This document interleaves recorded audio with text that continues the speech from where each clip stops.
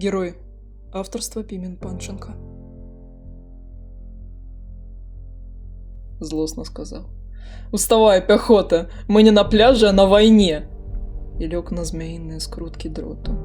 И 200 солдатских запыленных ботов пройшли по его спине. Ён, а другие шли в атаку. Гранаты кидали у блиндажи, кололи фрыцаў, палили танки, і сцяг перамогі ўзнімалі ранкам на заваёваным рубяжы. А ён свае косці з ржавых калючак сваімі рукамі без стогну адзёр. Зваліўся на травы, і стала балюча і травам, і росам, і ветрам гаючым, што прыляцелі з валдайскіх азёр.